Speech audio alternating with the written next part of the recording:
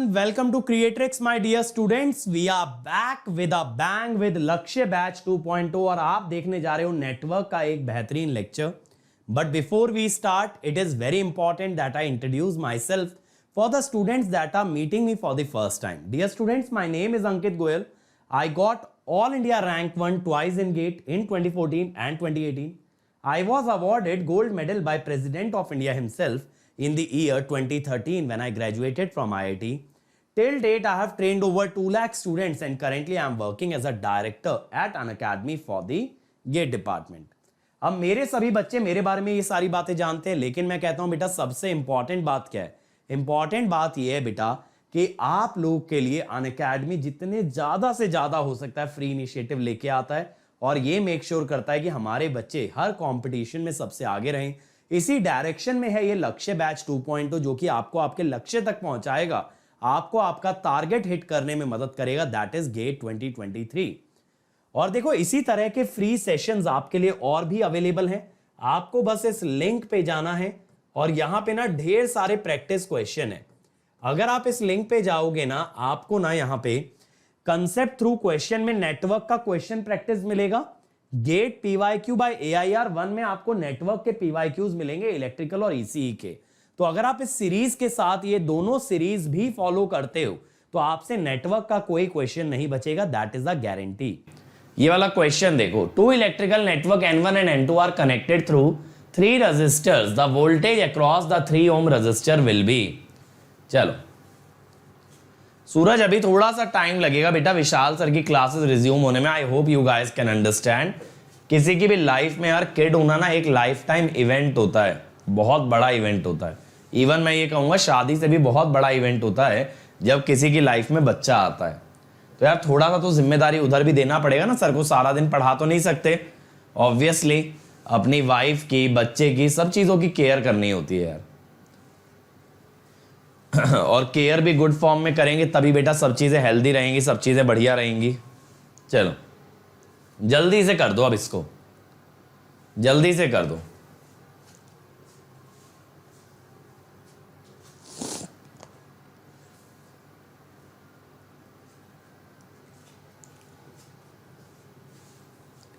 Hello Gurjeet. Gurjeet attendance जरूर लगाने आते हैं. हाँ कराऊंगा आज, इसके बाद सीरीज एंड पैरेलल सोर्सेज ही कराऊंगा अभिनव. पहले 2 क्वेश्चन करेंगे, फिर सीरीज, पैरेलल सोर्सेज, फिर नोडल मैश. नोडल मैश बहुत छोटी सी चीज है. आया इसका आंसर?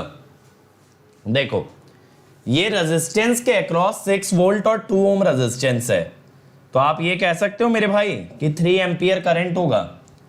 ओम्स लॉ से निकाल दिया ना, V/R 3 एम्पियर. फिर 16 वोल्ट है और 4 ओम है, तो आपने निकाल दिया 4 एम्पियर. ठीक है, 4 एम्पियर निकाल दिया. और इसके अलावा अब एक प्रिंसिपल यहां पे बेटा क्या यूज करना होता है? एक principal is that current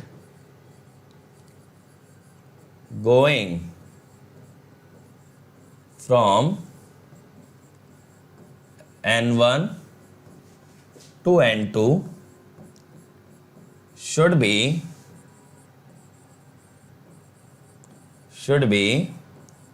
same as current from N2 to N1. ठीक है, जितना करंट जाएगा भाई उतना ही लौट के आएगा. तो 3 और 4 अगर साथ गया है तो साथ ही वापस आना चाहिए. अब देखो रेजिस्टेंस की पोलैरिटी कुछ ऐसी होती है कि करंट की दिशा में प्लस माइनस, करंट की डायरेक्शन में प्लस माइनस. लेकिन अब बेटा ये जो V दिखाया है इसकी पोलैरिटी अपोजिट दिखाई है. V की पोलैरिटी आपको अपोजिट दिखाई है, तो आप लिखोगे V is equal to -7 into 3, that is -21 volt. ठीक है, -21 वोल्ट. ठीक है, ये क्लियर हुआ ना प्रिंसिपल? बहुत बेसिक सा फंडामेंटल है यार कि करंट क्लोज पाथ में फ्लो करता है, तो जितना करंट एक ओर से दूसरी ओर जाएगा उतना लौट के आना भी जरूरी है. अगला देखो, in the circuit shown in the figure what is the value of source E, E की वैल्यू बताओ, और ये 5 वोल्ट होगा, बनाओ। आपको ई बताना है। कल मैंने आपको एक तरीका बताया था ना केवीएल लगाने का, जब 2 पॉइंट के बीच में लगाते हो तो भी केवीएल कैसे लगाया जाता है। एक तो था क्लोज लूप में कैसे लगता है, और एक था 2 पॉइंट के बीच कैसे लगता है। चलो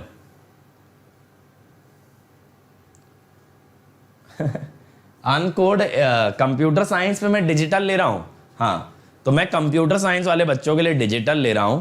और वैसे आप लोग कर सकते हो अटेंड, मैंने उसका देखा कॉम्बिनेशनल सीक्वेंशियल का कोर्स ना, बिल्कुल इलेक्ट्रिकल इलेक्ट्रॉनिक्स वाला है, तो वो पूरा मैं डिटेल में पढ़ाऊंगा। अभी मैं के मैप वगैरह के सवाल लगवा रहा हूँ। आना चाहो तो डेली सुबह 11 बजे क्लास लगती है, 11 बजे डेली जो है ना डिजिटल की क्लास लेता हूं मैं 1 घंटे की। उसमें हमारा क्या क्या कवर हो गया, नंबर सिस्टम कवर हो गया, लॉजिक गेट कवर हो गए, इसके अलावा बूलियन अलजेब्रा कवर हो गया, के मैप कवर हो गया। उनका बस नंबर सिस्टम में थोड़ा सा डिफरेंस है, बाकी तो मैं कहूं तो ऑलमोस्ट सेम है हर टॉपिक का सिलेबस। सीएस में नंबर सिस्टम में एक टॉपिक एक्स्ट्रा आता है, floating and fix point arithmetic, वो मुझे तैयार करके पढ़ाना पड़ा। चलो अब देखो, यहां से यहां बेटा अगर केवीएल लगाएं, देखो जरा, 0 लिखोगे, फिर प्लस से माइनस, -1 वोल्ट, ठीक है, फिर प्लस से माइनस, -E, और फिर प्लस से -5, कहां पहुंच गए 10 पे, तो E कितना आ गया, E आ गया -16, -16 आ रहा है यार, यही बन रहा है ना, हाँ यार 16 आ रहा है। चलो सही है। मैथ्स की क्लास रात को 11:30 बजे विशाल सर लेते हैं, शायद अभी होल्ड पे है, उसमें मैथ्स की क्लास भी होती है। नेटवर्क के कोर्स में यार देखो ऑलमोस्ट 80 आवर्स तो लगेंगे ही लगेंगे, 70 to 80। चलो अब शुरू करें आगे का सिलेबस। अब आज हमें क्या करना था यार, कॉम्बिनेशन ऑफ सोर्सेज, ठीक है, combination of sources.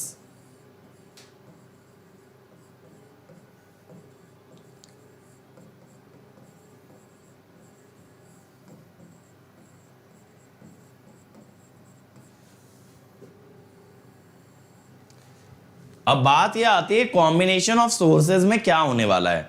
Combination of sources का मतलब है जब आप 2 सोर्स को एक साथ कनेक्ट करोगे तब कैसा बिहेवियर आने वाला है।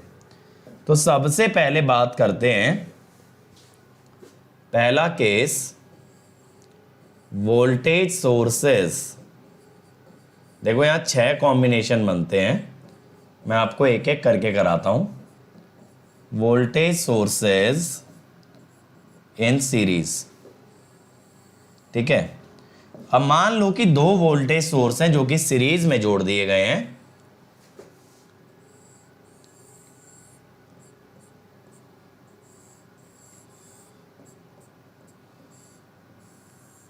ये मान लो ये V1 है और ये V2 है, और ये है अपना V। अब देखो मैं क्या करता हूं, मैं KVL लगाता हूं, ठीक है। अब मैं KVL लगाता हूं,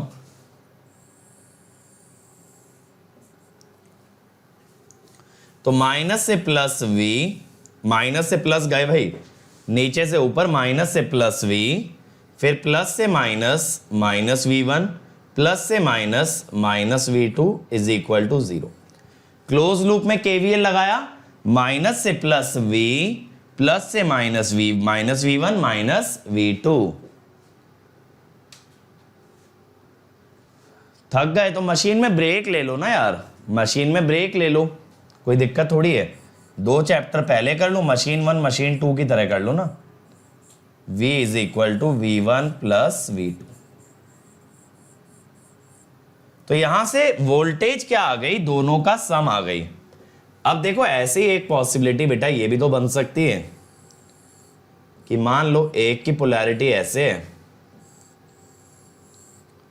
और दूसरे की पोलैरिटी सीधी है।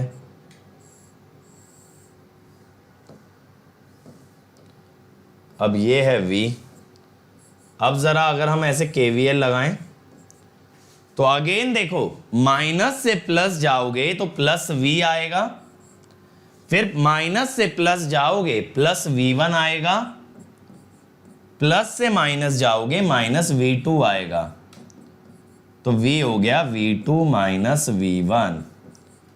तो इससे क्या समझे, इससे ये समझे मेरे भाई कि जब दो सोर्सेस सीरीज में कनेक्ट होते हैं, जब दो वोल्टेज सोर्सेस सीरीज में कनेक्ट होते हैं तो उनकी वोल्टेजेस ऐड भी हो सकती हैं, सबट्रैक्ट भी हो सकती हैं based on their polarity.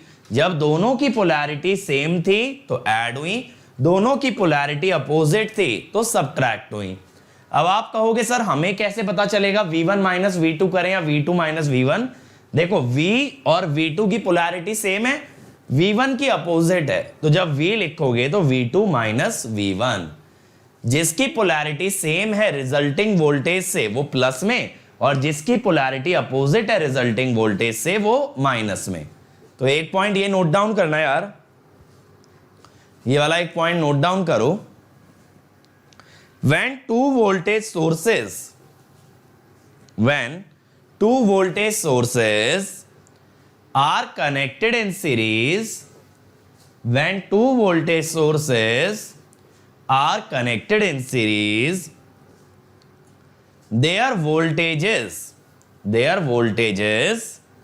can be added, their voltages can be added or subtracted, their voltages can be added or subtracted based on their polarity, based on their polarity। ये चमका भाई सिंपल सा rule, exam में direct कर लोगे, ऐसे KVL लगाने की जरूरत तो नहीं पड़ेगी। दोनों की पोलैरिटी सेम है तो उसी पोलैरिटी का एक सोर्स बना देना। देखो यहां पे अगर आपको इसका इक्विवेलेंट सोर्स बनाना हो ना तो आप ऐसे बना दो। देखो मैं आपको और एक अच्छा जुगाड़ बताता हूं। दोनों की पोलैरिटी सेम थी तो उसी का एक रिजल्टेंट सोर्स आपने बनाया, और यहां पे अगर आपको V2 की पोलैरिटी का सोर्स बनाना है तो आप लिखो V2 माइनस V1। V1 की पोलैरिटी को रेफरेंस लेके चलते तो V1 माइनस V2। समझ में आया? तो दो सोर्सेस सीरीज में जब लगे होते हैं तो they are replaced by a single source, they are replaced by a single source. ठीक है, ये बात क्लियर हुआ? तो आपको ये डिसाइड करना होता है रिजल्टेंट सोर्स की पोलैरिटी कैसी लेनी है।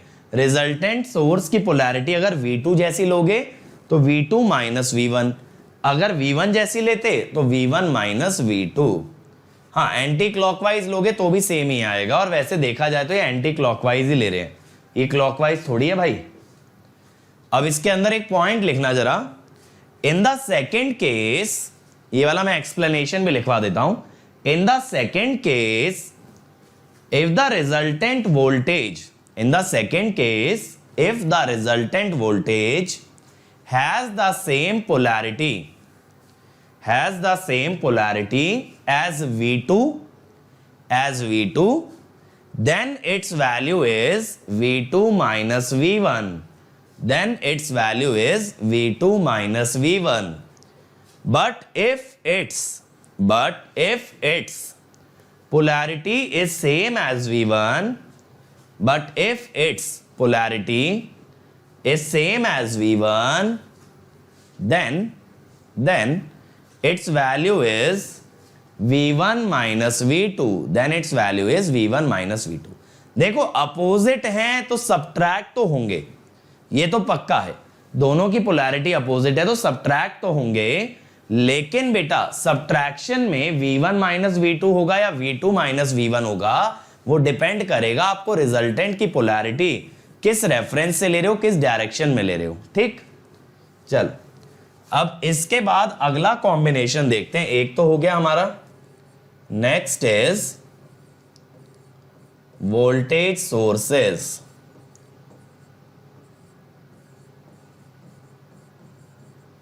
In parallel. तो ये हेडिंग डाल लेना यार, वोल्टेज सोर्सेज इन पैरेलल। अब यहां पे क्या होता है देखो,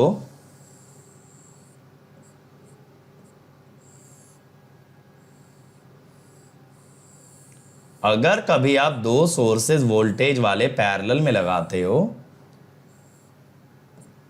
ये मान लो V1 है, ये V2 है, तब क्या रूल यूज किया जाता है कि भाई यहां पे ऐसे ना KVL लगाओ, बाय KVL।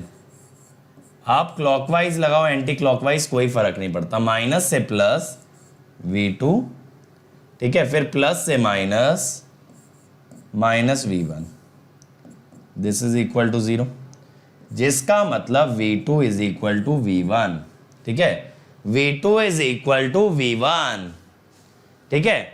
तो यहां से क्या समझे बेटा आप, यहां से आप क्या समझे कि जब दो sources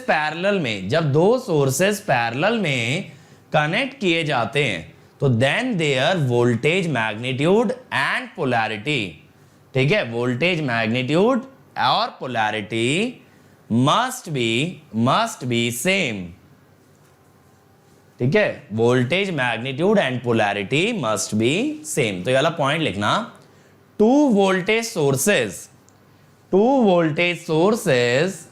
can only be connected in parallel. Two voltage sources can only be connected in parallel if their magnitude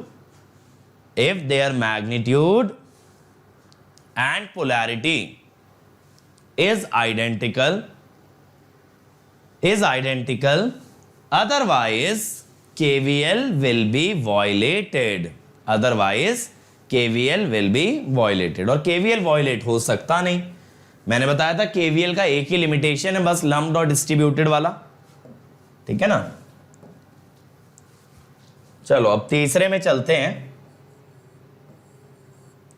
अब तीसरे पे हम लोग आते हैं। तीसरा क्या है भाई,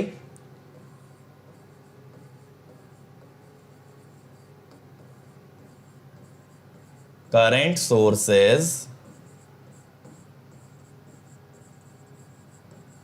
in parallel. Current sources in parallel, ठीक है। अब यहां पे क्या होता है,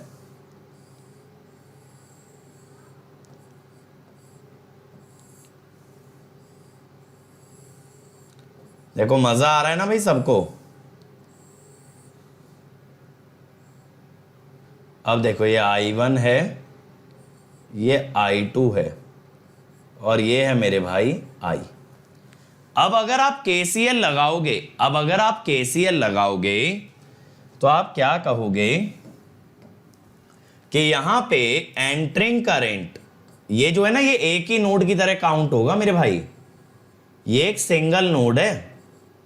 कभी ये सोचो अलग अलग नोड है, ये मैंने नेटवर्क के शुरुआत में ही लिखवाया था कि अगर कभी भी दो नोड एक वायर से कनेक्ट कर दी जाएं तो they are taken as a single node.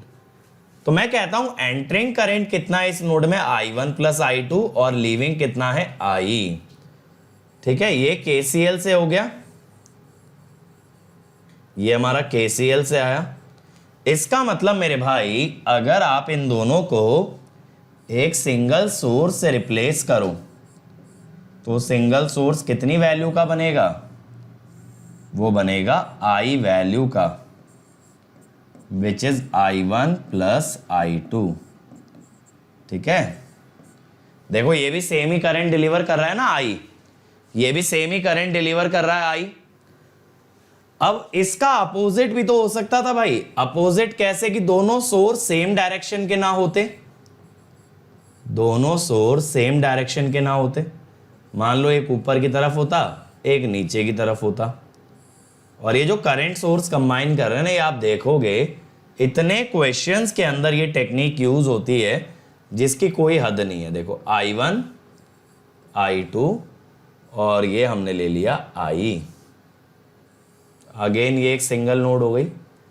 अब जब मैं KCL लगाता हूं यहां पे भी, तो मैं कहता हूं I1 एंटरिंग है और लीविंग क्या क्या है, I2 और I। तो यहां से I क्या आ गया, I1 माइनस I2। तो यहां पे भी बेटा जब आप एक सोर्स दिखाओगे तो you will show that source like this, जिसकी वैल्यू क्या होगी I1 माइनस I2। या पता है आप ऐसे भी दिखा सकते हो, अगर I2 को रेफरेंस मानो, I2 की डायरेक्शन में सोर्स बनाओ, फिर I2 माइनस I1। अगर I2 की डायरेक्शन में निकालोगे तो I2 माइनस I1, और I1 की डायरेक्शन में निकालोगे तो I1 minus I2, I1 minus I2। ठीक है, ये नोट किया ना सब लोगों ने? जल्दी से मुझे एक बार कंफर्म करो चैट के अंदर कि सर यहां तक नोट डाउन कर चुके हैं, फिर इसका भी मैं वर्ड्स में लिखवा देता हूं आपको एक्सप्लेनेशन।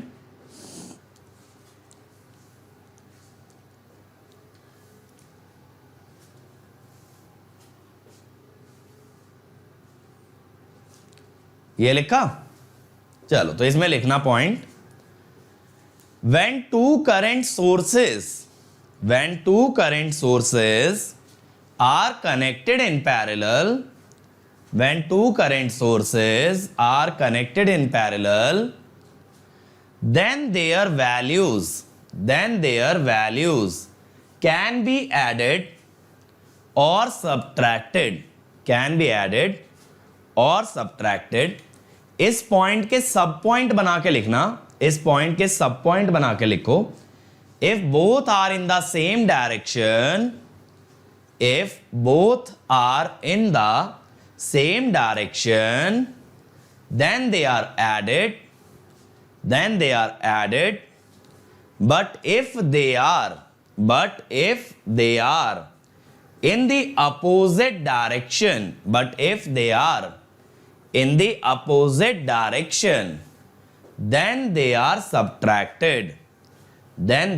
subtracted, अगला पॉइंट लिखना, in the second case the resulting current can be, I1 minus I2 or I2 minus I1, I1 minus I2 or I2 minus I1 based on whether I2 is used as a reference direction,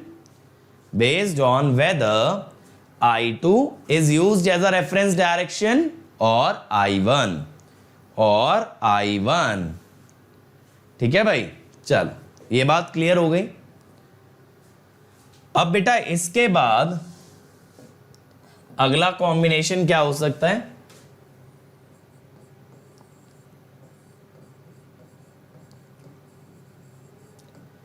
current sources in series, ठीक है, कि भाई दो current source हम series में लगा दें, दो करंट सोर्स सीरीज में लगा दें भाई।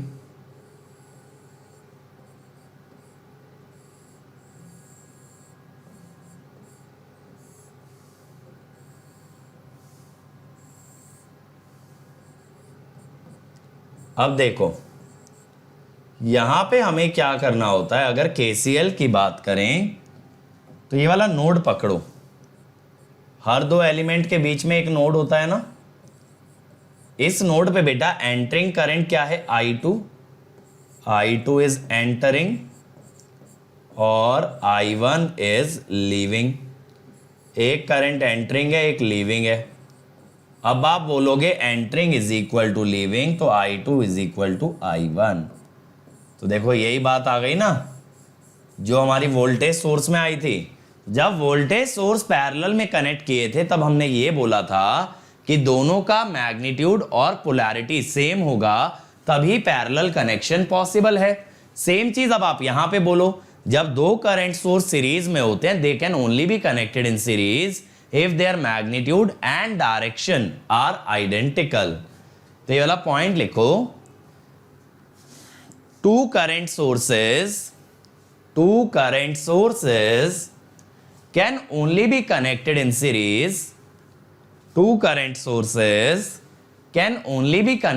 series, if their magnitude and direction are identical.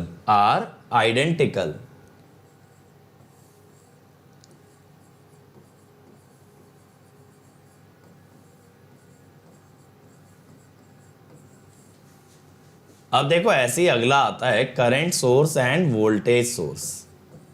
भाई अगर एक करंट सोर्स और एक वोल्टेज सोर्स को कनेक्ट किया जाए तो नोड कैसे मान लिए फहीम बेटा, हर दो एलिमेंट के बीच में एक नोड काउंट की जाती है। नोड क्या है? जहां दो या दो से अधिक एलिमेंट जुड़ते हैं, that is called as a node. तो दो करंट सोर्स के बीच में नोड तो आएगी। अब देखो यहां पे भी बेटा दो कनेक्शन पॉसिबल है, एक तो सीरीज और एक आपका पैरेलल। ठीक है, अब मान लो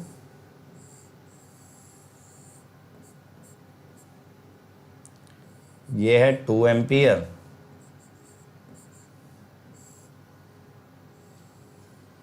मान लो यहां पे कोई रेजिस्टेंस है, ऐसा मान लो। ठीक है, अब बेटा इस RL को क्या दिख रहा होगा? इस RL को देखो, अगर इस नोड पे आप जाओगे ना, इस नोड पे 2 एम्पियर लीव कर रहा है तो 2 ही एंटर करेगा। तो इस पूरे सर्किट के अंदर ऐसे ना 2 एम्पियर घूमेगा। इस पूरे सर्किट के अंदर 2 एम्पियर घूमेगा। अब बेटा यहां पे अगर पूरे सर्किट के अंदर 2 एम्पियर घूमेगा, हाँ बेटा ये AC DC दोनों सोर्स के लिए वैलिड है। बस AC में कंडीशन ये होती है कि दोनों का फ्रीक्वेंसी भी सेम होना चाहिए, क्योंकि AC में कभी भी दो चीजें तभी कंबाइन होती हैं, फेजर एडिशन तभी होता है when they have the same frequency. अब देखो यहां से क्या लगेगा, from RL point of view, from RL point of view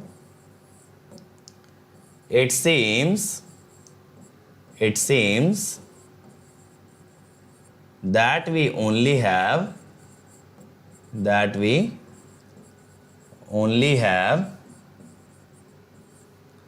2 ampere current source.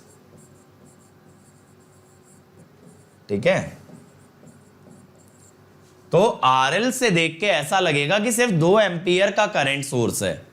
ठीक है, करंट सोर्स इन सीरीज में KCL वायलेट होगा, बिल्कुल होगा अगर ये दोनों सेम वैल्यू के नहीं हुए। अगर ये दोनों सेम वैल्यू के नहीं हुए तो बिल्कुल वायलेट होगा। ठीक है, तो बेटा ऐसा लगेगा RL, अगर देखें कि RL को लगेगा कि भैया 2 एम्पियर का ही करंट फ्लो कर रहा है, यानी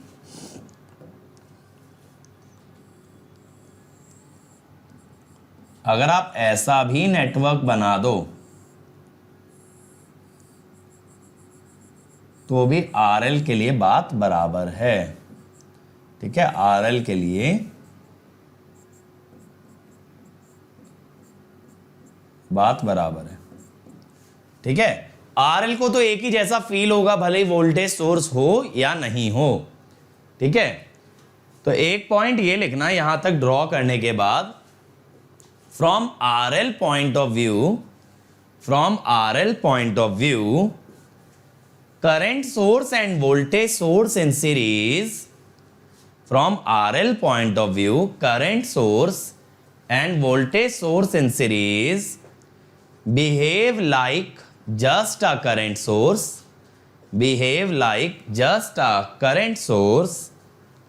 but in actual problem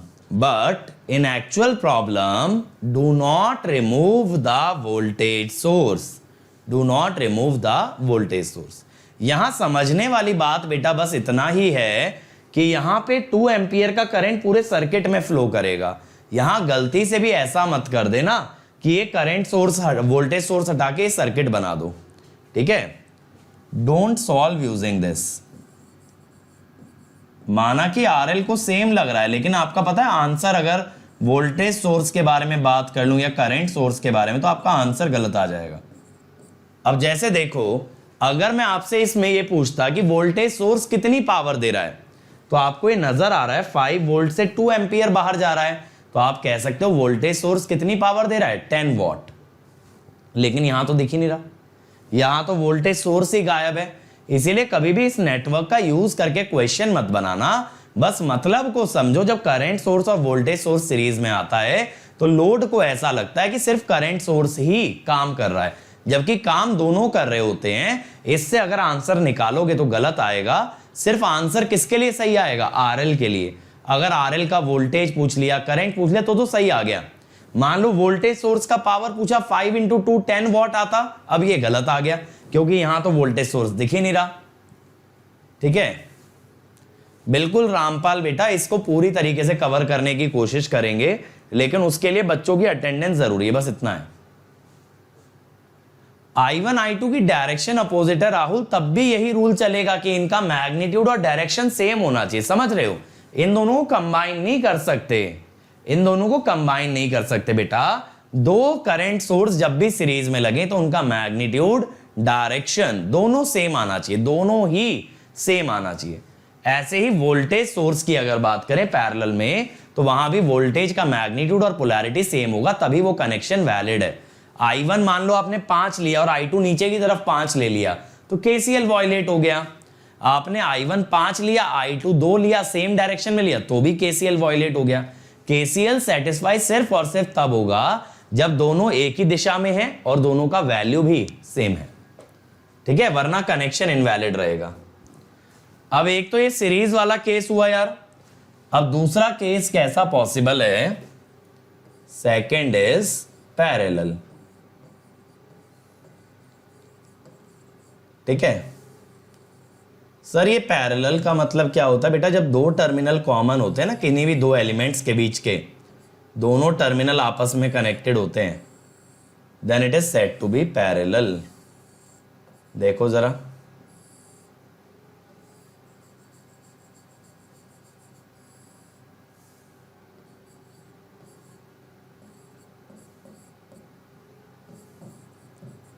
अब देखो ये जो लोड है बेटा, इस लोड को ऐसा लग रहा होगा कि भाई यहां पे वोल्टेज कितना आ गया,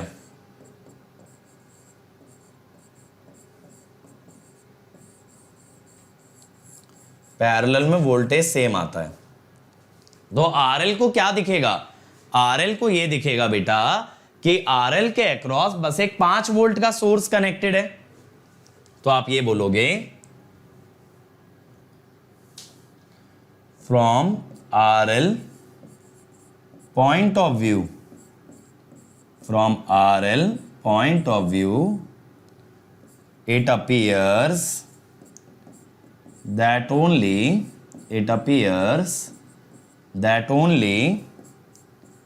5 volt source is connected। ठीक है, RL को ऐसा नजर आ रहा है, समझ में आई मेरी बात? आरएल को ऐसा नजर आ रहा है कि भैया 5 वोल्ट का बस एक सोर्स कनेक्ट करके छोड़ दिया गया है, लेकिन एक्चुअल में तो वोल्टेज और करंट सोर्स दोनों हैं।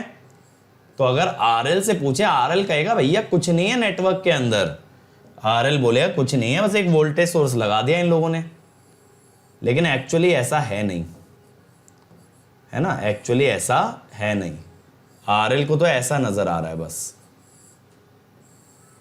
बट जैसा मैंने पहले बताया, don't use this circuit for analysis, क्योंकि अब आप इसमें देखो, अगर मैं आपसे करंट सोर्स की पावर पूछता, आपको ये नजर आ रहा है पैरेलल में करंट और वोल्टेज, तो करंट सोर्स के अक्रॉस भी भैया 5 वोल्ट ही है, करंट सोर्स के अक्रॉस भी यहां पे 5 वोल्ट ही है। तो अगर 5 वोल्ट इंटू 2 एम्पियर करोगे तो 10 वॉट आएगा। यहां करंट सोर्स का पावर कितना है? 10 what. Power of current source is 10 what. लेकिन इस सर्किट में तो नजर नहीं आ रहा, सेकंड सर्किट के अंदर तो नहीं नजर आ रहा है, इसीलिए बेटा इसका यूज मत करना क्वेश्चंस के अंदर। ठीक है, थैंक यू बेटा रामपाल, अगर आपको पसंद आया। प्रैक्टिकल करंट सोर्स सीरीज में होंगे तो एवरेज करंट मिलेगा नहीं बेटा, फिर वहां पे आपको क्या करना पड़ता है ना, वो मिलमैन्स थ्योरम में आता है कि जब दो करंट सोर्स प्रैक्टिकल वाले सीरीज में आते हैं तो मैं आपको सिखाऊंगा सोर्स ट्रांसफॉर्मेशन, वहां उसे कन्वर्ट करते हैं वोल्टेज सोर्स में, फिर कंबाइन करते हैं, फिर वापस आते हैं। डोंट वरी, वो नेटवर्क थ्योरम्स में आता है, मिलमैन्स थ्योरम में। ठीक है, क्लियर हो गया? चलो, तो बेटा ये तो बात हो गई हमारी केसीएल और केवीएल की। अब मैं जल्दी से मूव करता हूं अगले टॉपिक पे, क्योंकि रोज हम लोग जो है ना अपने सिलेबस से पीछे रह जाते हैं, जितना डिसाइड करते हैं उतना पहुंच ही नहीं पा रहे हैं।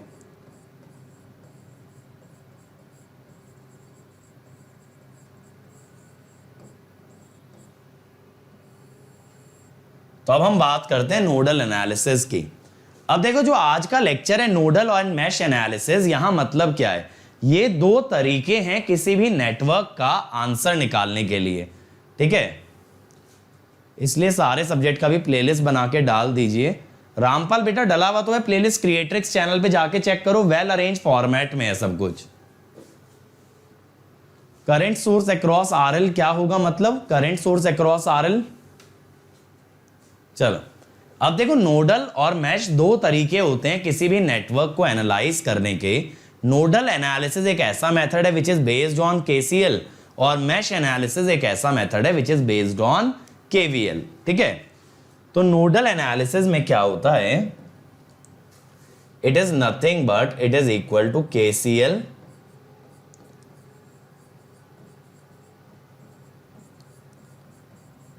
Plus Ohm's law. Nodal analysis is nothing but KCL plus Ohm's law. अब देखो यहां पे स्टेप्स क्या होते हैं, स्टेप्स समझना। Assume one node as reference. अब आप कहोगे सर क्या कोई भी रेफरेंस मान सकते हैं? बिल्कुल मान सकते हो, कोई भी नोड को रेफरेंस मान सकते हो, यानी कि ग्राउंड। ग्राउंड का मतलब वोल्टेज इज 0।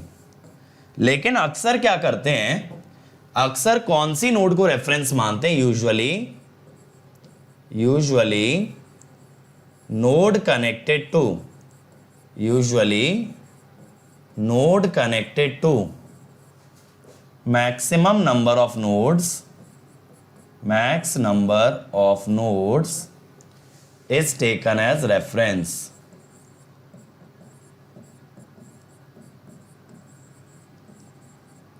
ठीक है, इसका रीजन बताऊंगा क्वेश्चन के अंदर कि भैया रेफरेंस नोड उसी को क्यों माना जिससे सबसे ज्यादा नोड कनेक्टेड थी, क्योंकि उससे इजी हो जाएगा। रामपाल बेटा क्रिएट्रिक्स की हर प्लेलिस्ट में फुल सिलेबस कवर्ड है। दीपांकर V/RL होगा बेटा। अब पूरा का पूरा जो है ना वोल्टेज सोर्स से नहीं आएगा। देखो दीपांकर की जो क्वेरी है, देखो इसमें कितना करंट गया? V/RL। यहां से 2 एम्पियर करंट सोर्स से आया, तो बचा हुआ करंट वोल्टेज सोर्स से आया, V/RL -2। ठीक है दीपांकर, तो ऐसा मत सोचो V/RL पूरा वोल्टेज सोर्स से आया है, करंट सोर्स से 2 एम्पियर आया है, बचा हुआ करंट वोल्टेज सोर्स ने दिया है। ठीक, अगर आप इसको इंट्यूशन पे करने की कोशिश करोगे कि भाई V वोल्टेज तो सोर्स से आई थी तो उसी की वजह से करंट आया, तो बेटा गलत हो जाएगा। इसको आप डायरेक्ट इंट्यूशन से मत करो, आप इसको मेथड से करो। अब ये एक हमने नोड भैया रेफरेंस मान लिया है। अब हम क्या कहते हैं? Assume variable at each of the other principal nodes. Principal node कौन सी होती है? जिसपे दो से अधिक एलिमेंट जुड़े होते हैं, उसे प्रिंसिपल नोड कहते हैं। At each of the other principal nodes. ठीक है, then apply KCL at each node except reference. Reference पे नहीं लगाते, बाकी की नोड पे लगाते हैं। KCL लगाया, ठीक है। Solve equations. जितनी KCL की आपने इक्वेशन बनाई उनको सबको सॉल्व करके आप क्या निकालोगे? To find node voltages. To find node voltages, ठीक है। और using node voltage we can compute using node voltage, we can compute branch voltage, we can compute branch voltage। ठीक है, समझ गए? नोड वोल्टेज की मदद से ब्रांच वोल्टेज निकाली जा सकती है। दीपांकर बेटा रिप्लाई तो करो, तुम्हारा डाउट क्लियर हुआ या नहीं हुआ? अब देखो इसको मैं क्वेश्चन से दिखाता हूं। ये क्वेश्चन देखना, consider the network shown, we need to find the node voltage V1। देखो ये वाली वोल्टेज है V1। अब यहां पे देखो आपको ग्राउंड दिखा दिया ना, क्योंकि देखो ये ग्राउंड इस नोड से भी कनेक्टेड है, इस नोड से भी है, इस नोड से भी है। अब मेरी बात समझना, ऑलवेज एज्यूम, इजीएस्ट रखने के लिए ना, always assume outgoing currents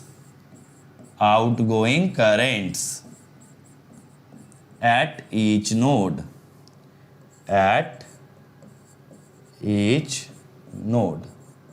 outgoing current assume करना होता है। ठीक है, आउटगोइंग करंट का मतलब देखो यहां पे ऐसे ले लिया, यहां पे ऐसे। अब करंट सोर्स तो गिवन ही है भैया, आउटगोइंग हो या इनकमिंग उसे तो बदलेंगे नहीं, वो तो गिवन ही है। हमें सिर्फ कौन से करंट आउटगोइंग मानने हैं? जो रेजिस्टेंस के अंदर है, बाकी जो गिवन है वो तो गिवन है। अब बेटा करंट हमेशा, एक चीज याद रखना, करंट हमेशा कहां से कहां जाता है? Current always goes from high voltage to low voltage, always flows from high voltage to low voltage, है ना? अब देखो, अब यहां पे गेम कैसे होगा?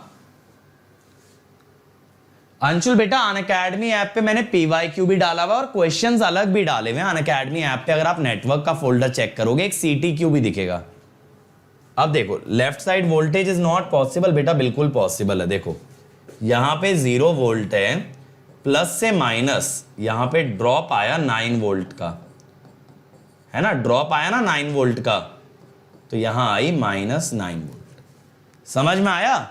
ड्रॉप आया अगर 9 वोल्ट का, तो 0 में से 9 घटाओगे कहां पहुंचोगे? -9 पे। अब जरा ये वाली नोड पे देखो, पहले ये जो अगर आप 3 ओम का करंट लोगे, V1 should be high, -9 should be low. अब अगर आप ये सोच रहे हो सर V1 -9 क्यों किया? V1 -9 क्यों किया? आप करने के लिए तो 9 -9 V1 भी कर सकते थे। देखो करंट इधर गया है, करंट इधर गया है, तो ये वाली वोल्टेज हाई होनी चाहिए और ये वाली लो होनी चाहिए। तो हाई माइनस लो करोगे ना, हाई माइनस लो। समझ में आया? हाई माइनस लो करोगे, करंट हाई से लो जाता है। अब इधर देखो आपने करंट इधर माना है, अब ये देखो ये 0 वाली वैल्यू डायरेक्टली यहां पहुंच जाएगी, बीच में कोई एलिमेंट ही नहीं है।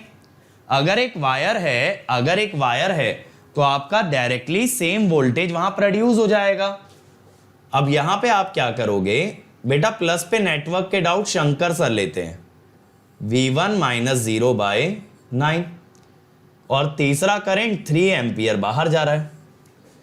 ये समझ आई इक्वेशन मैंने क्या किया है? ये इक्वेशन समझ में आई? What have I done?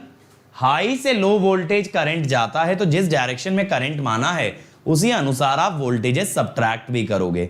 और V/R से करंट आ रहा है, रेजिस्टेंस के अक्रॉस कितनी वोल्टेज है? V1 -9, V1 -0, फिर V/R इज द करंट। अब देखो अगर 9 LCM ले लें तो 3V1 + 27 + V1 + 3, 4V1 is -30, तो V1 is -7.5 वोल्ट। ठीक है,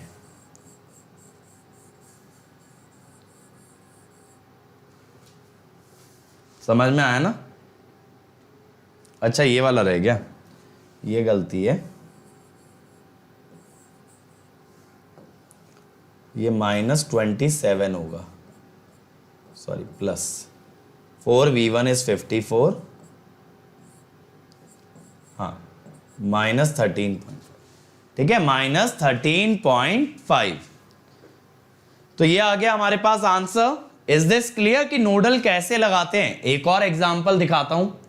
अब देखो, determine the potential difference between P and Q।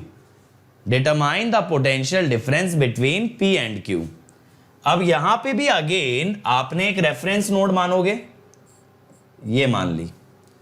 अब मेरे भाई यहां पे क्या फंडामेंटल आएगा कि ये वोल्टेज तो हो गई भैया 10 वोल्ट, 10 वोल्ट हो गई, ठीक है।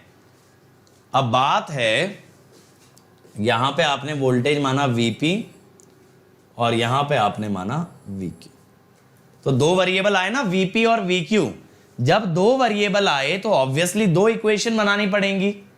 तो आप कैसे बनाओगे इक्वेशन? KCL से। अब सबसे पहले देखो, यहां पे आप लगा लो KCL, सारे करंट आउटगोइंग मानते हुए। तो मैं P पे इक्वेशन बना रहा हूं, एट P। देखना जरा, 10 वोल्ट की तरफ कितना जा रहा होगा? Vp -10/2, है ना, हाई से लो जाता है। 8 ओम में कितना जा रहा होगा? 8 ओम के दूसरे छोर पे है 0, Vp -0/8। और ऊपर एक करंट बाहर तो गया ही है, 2 एम्पियर, 2 एम्पियर, ठीक है। यहां से Vp निकाल सकते हो ना, 8 LCM ले लो, 4Vp -40 प्लस Vp प्लस 16। तो Vp इज 4.8 वोल्ट्स, 4.8 वोल्ट, ठीक है। अब मेरे भाई, अगर आपको यही इक्वेशन Q पे लिखनी है, एट Q में देखो, ये आउटगोइंग माना, ये आउटगोइंग माना, लेकिन इसका कुछ नहीं कर सकते भैया, ये तो इनकमिंग ही रहेगा। तो ये जो Q में से 4 ओम की तरफ गया, तो VQ -10/4, 4 ओम में तो इतना ही जाएगा। फिर ये 6 ओम में कितना गया? 6 ओम के दूसरी तरफ है 0 वोल्ट, तो VQ -0/6। और फिर ये 2 एम्पियर तो एंटरिंग था भाई, ये दोनों करंट लीविंग थे, leaving current is equal to entering current. अब आपने 12 लिया LCM,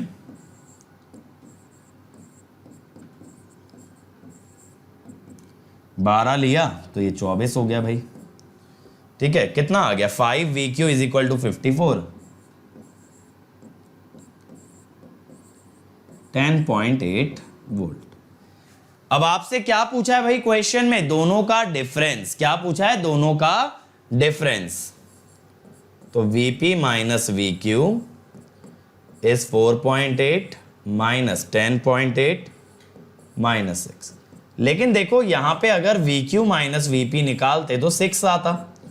अब उसने आपको ये कहीं नहीं बताया कि VP माइनस VQ लेना है या VQ माइनस VP। उसने सिर्फ आपको क्या बताया?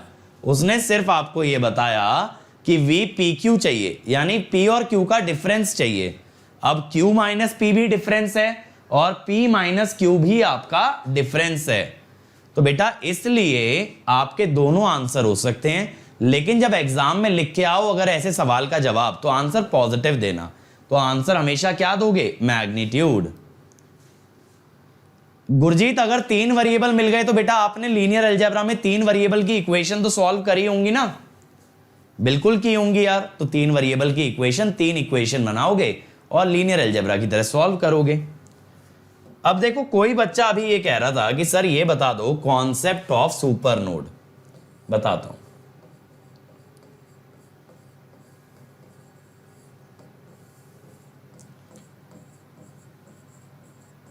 देखो बढ़िया तरीके से समझते हैं कॉन्सेप्ट ऑफ सुपर नोड क्या चीज है। ठीक है, सुपर नोड क्या होती है।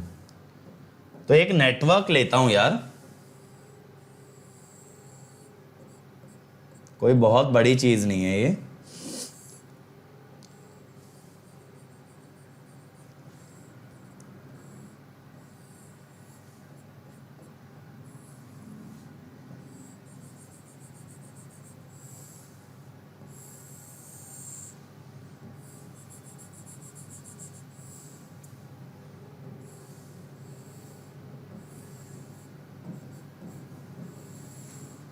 देखो मान लो ऐसा नेटवर्क है, सही है, ऐसा एक नेटवर्क है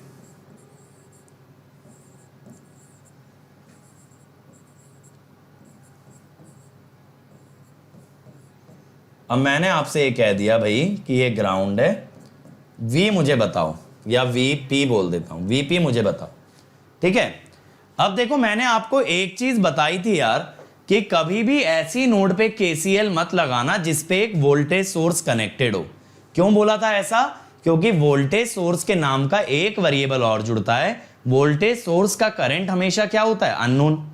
अब आप ये देखो, ये जो P वाली नोड है मेरे भाई, ये P वाली नोड पे एक वोल्टेज सोर्स तो कनेक्टेड है, तो अगर आप इस पे KCL लगाना चाहोगे तो आपको एक एक्स्ट्रा वेरिएबल मानना पड़ेगा, that is the current through the 4 volt source. तो इसमें एक पॉइंट लिखना, we should not apply KCL, we should not apply KCL at the node where current source is connected, at the node where current source is connected, because we will have to assume one extra variable representing the current of the voltage source, representing the current of the voltage source। ठीक है, अब देखो मेरे भाई, यहां पे minus से plus जाते हुए 10 वोल्ट का गेन आया, ये आ गया। अब यहां पे मैं क्या कहता हूं यार, अगर आप ये देखो यहां पे 4 वोल्ट का गेन आ रहा है ना, 4 वोल्ट बढ़ रहा है, तो यहां पे वोल्टेज होगी VP प्लस 4। ये चमका, 4 वोल्ट का गेन आ रहा है, माइनस से प्लस जाते हुए वोल्टेज बढ़ती है। अब सुपर नोड में हम क्या करते हैं, देखना मेरी बात को, हम ये जो 2 वोल्ट नोड हैं जिनके बीच में एक सोर्स कनेक्टेड है, इन पे मिला के KCL लगाते हैं और इसको बोलते हैं सुपर नोड। अगर इन पे मिला के KCL लगाया जाए तो that is called as super node. ठीक है, तो इसमें एक पॉइंट लिखना, when two nodes are connected by means of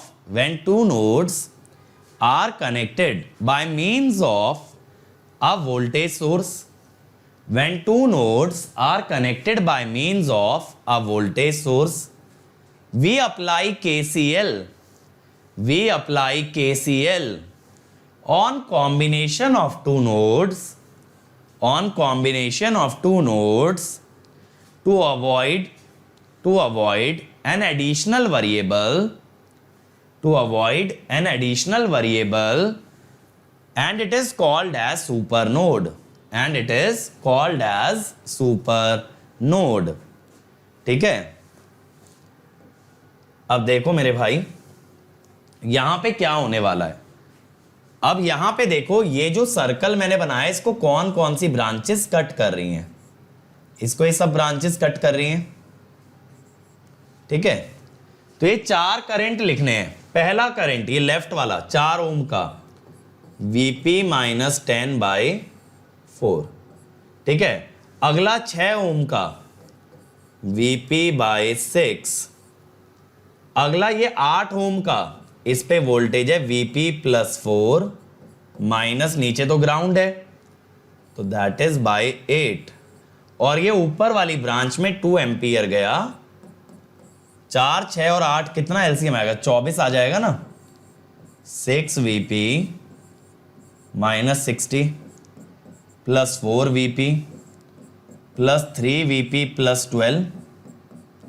ठीक है, प्लस 24 का हुआ 48। 6, 4, 10, 3, 13 VP माइनस 48 प्लस 48 इज 0। तो ये आ गया। समझ में आया किस तरह से किया? अगर आपको सुपर नोड नहीं एज्यूम करना तो आप क्या करना, यहां पे एक करंट ऐसे मान लेना I। ठीक, तो एक एक्स्ट्रा वेरिएबल हो गया। अब आप 2 KCL लगाना, एक VP वाली नोड पे, एक VP प्लस 4 वाली नोड पे। तो टू अवॉइड सुपर नोड, अगर आपको सुपर नोड नहीं लगाना, assume a variable current assume a variable current through voltage source, ठीक है, and then apply KCL। But फिर आपको दो KCL लगाने पड़ेंगे, एक बीच वाली नोड पे और एक लास्ट वाली नोड पे, ठीक है, समझ में आया? बताओ, क्लियर हो गया? ये सुपर नोड का कंसेप्ट बढ़िया तरीके से समझ आया भाई? बोलो मेरे भाई, सुपर नोड का कंसेप्ट अच्छी तरीके से समझ आया? दीपांकर, जो चीज KCL से हो सकती है वो KVL से भी हो सकती है, ऐसा कुछ नहीं है कि एक ही मेथड लगता है, लगते दोनों मेथड हैं। अब ये आपके ऊपर है, प्रेफर आप क्या करते हो, ठीक? चलो, अब अगला मेथड क्या है यार अपना? Second method is are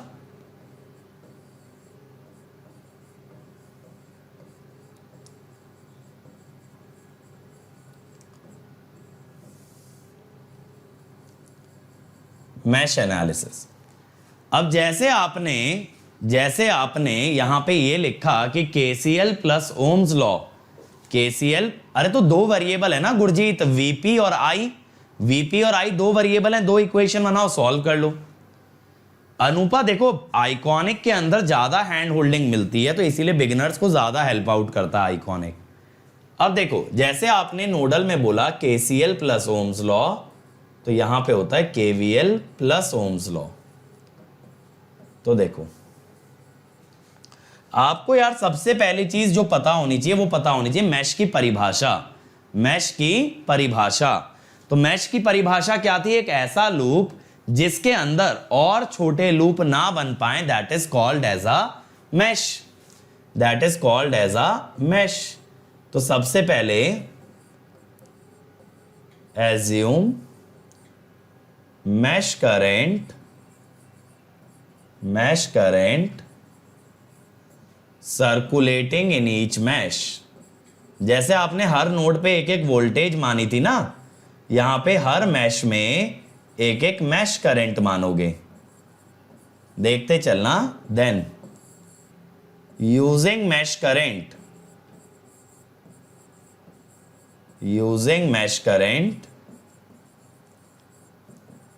find current in each branch. हर एलिमेंट का, जैसे कि रेजिस्टेंस, वोल्टेज सोर्स, हर एक का एक एक करंट निकाल दो। Using mesh current find the current in each branch. Third thing, एक बार आपके पास हर ब्रांच का करंट आ गया तो हम क्या कहेंगे? Find voltage across each branch. Voltage across each branch, branch माने एलिमेंट होता है ना, जैसे R है, L है, C है, वोल्टेज सोर्स है। Then apply KVL in each mesh and solve equations. अब जितनी भी इक्वेशन बनी है, मान लो 3 इक्वेशन बन गई 3 मैश से, सॉल्व इक्वेशंस to determine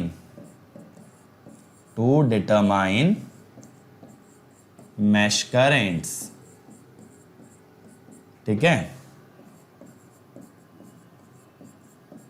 सही है, to determine the mesh current।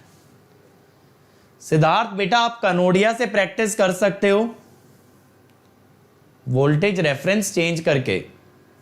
नहीं यार, वहां कर तो सकते हो, वह super node avoid again, but दो इक्वेशन तो बनानी पड़ेंगी यार रोहन, क्योंकि दो वेरिएबल फिर भी रहेंगे।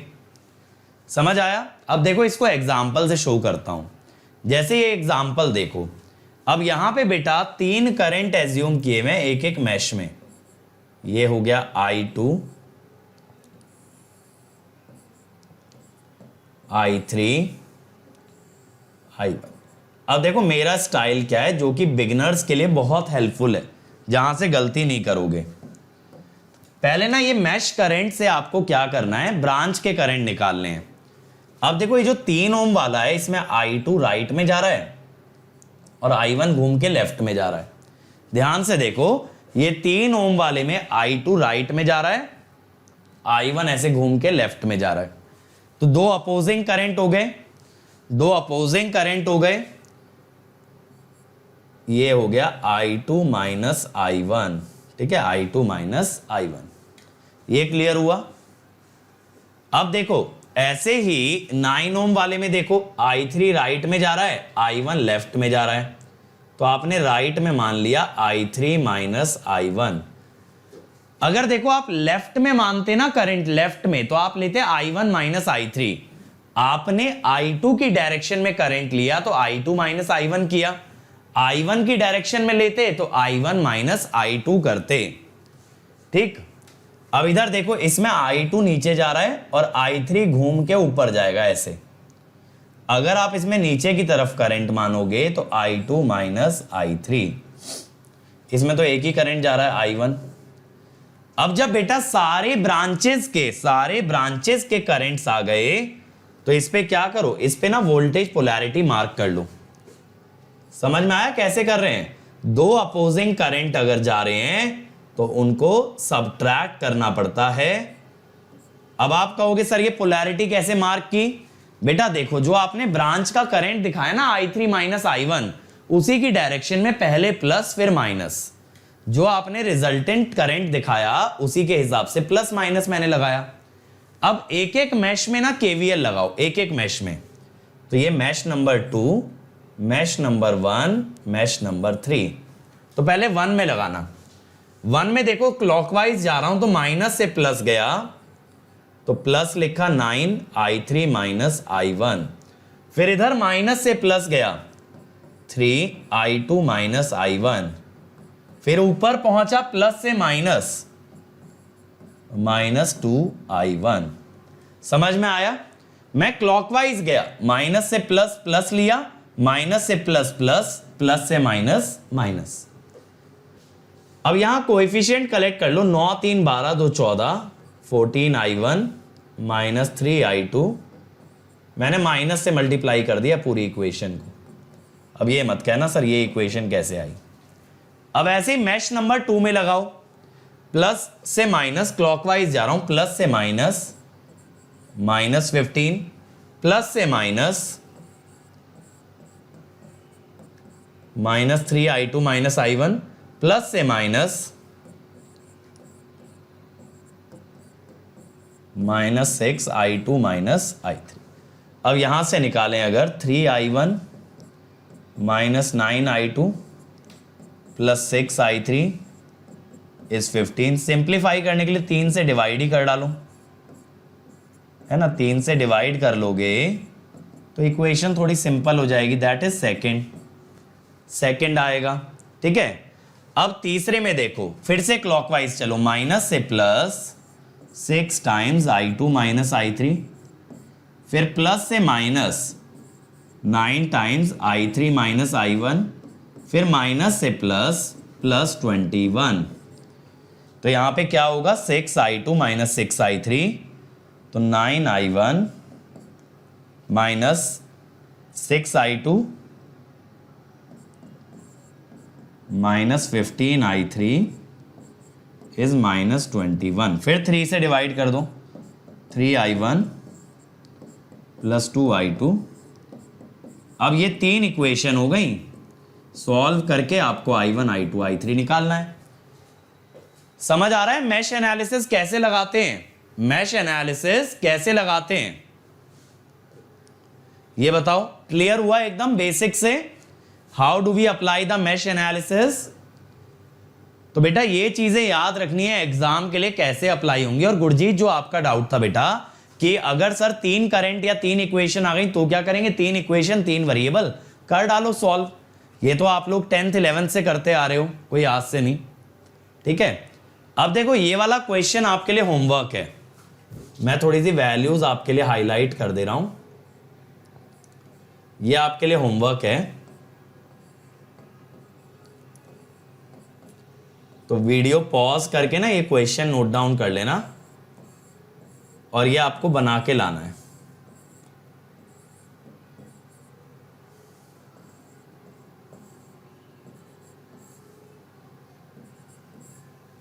ठीक है, ये आप लोग बना के लाओगे, ये क्वेश्चन आपके लिए होमवर्क है।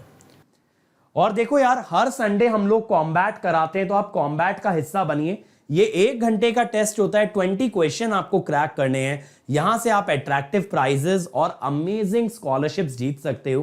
तो आज ही अनअकैडमी ऐप इंस्टॉल करो and then enrol for combat using the code Ankit ESE। और देखो, ये मेरा टेलीग्राम चैनल है बेटा, यहां पे बहुत सारे पीडीएफ्स हैं आपके लिए, सारे नोटिफिकेशन है, जितनी भी क्लासेस हम लोग लेते हैं, जो भी ऑफर्स आते हैं, सब आपको यहां पे मिलेगा। तो इस कम्युनिटी का हिस्सा बने। This is going to be the biggest community of electrical and electronics engineers. और जो बच्चा एकदम स्ट्रक्चर्ड वे में तैयारी करना चाहता है, वो अनअकैडमी ज्वाइन करे। अनअकैडमी का आइकॉनिक सब्सक्रिप्शन आपको क्लासेस और स्टडी मटेरियल के अलावा देता है पर्सनल कोच। ये पर्सनल कोच खुद एक गेट एंड ESE टॉपर होता है, जो आपको पूरे कंसेप्ट अच्छे से एक्सप्लेन करेगा। जो भी आपकी क्वेरीज हैं, कभी भी आप डिमोटिवेटेड डाउन फील करते हो, तो आपका मोटिवेशन लेवल रेज करेगा। ये ना आपका एक टाइम टेबल बनवा देगा, जो कि हर बच्चे के लिए अलग हो सकता है, वर्किंग के लिए अलग, कॉलेज के लिए अलग, ड्रॉपर के लिए अलग। तो पूरा एक प्लान बनेगा आपका। इवन टीचर्स आपको अलग से मोटिवेट करते हैं इन स्टडी बूस्टर सेशन। आपके टेस्ट रिजल्ट्स के बेसिस पे आपको बताया जाता है आपकी स्ट्रेंथ्स और वीकनेस। इवन यहां आपको ना असाइनमेंट्स भी दिए जाते हैं, आपको एक्स्ट्रा स्टडी मटेरियल मिलता है बेटा, और डेडिकेटेड डाउट इंस्ट्रक्टर होते हैं, यानी आप 1-to-1 सेशन बुक करके अपने टेक्निकल क्वेरी भी पूछ सकते हो। और इसके अलावा जितने बेनिफिट आपको प्लस सब्सक्रिप्शन में मिलते हैं, वो सब आइकॉनिक में मिलता है, जैसे लाइव और रिकॉर्डेड क्लास, हर संडे का test, well structured courses, rank improvement batches, crash courses और अनलिमिटेड एक्सेस, जहां आप जिस टीचर का लेक्चर चाहें देख सकते हैं। ये प्लस के बेनिफिट आइकॉनिक में भी होंगे, लेकिन आइकॉनिक के बेनिफिट आपको प्लस में नहीं मिलेंगे।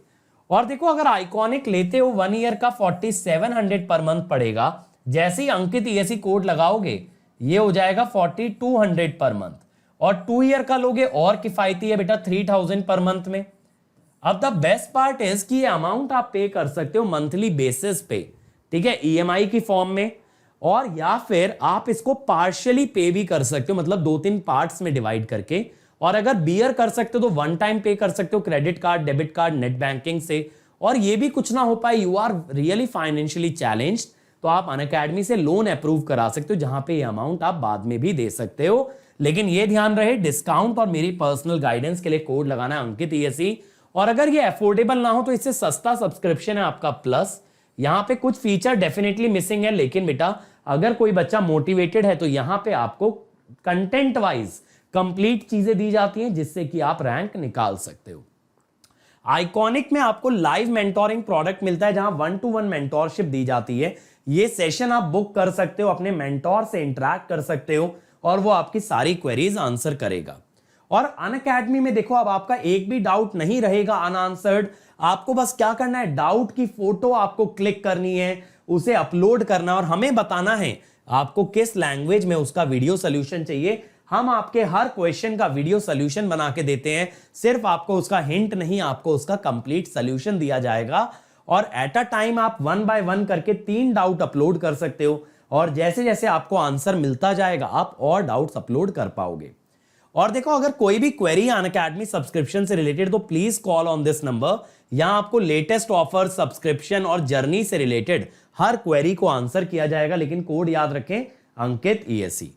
Okay, so thank you everybody. I hope you enjoyed the lecture. So please like, share and subscribe to this channel and comment on the video कि आपको वीडियो कैसा लगा।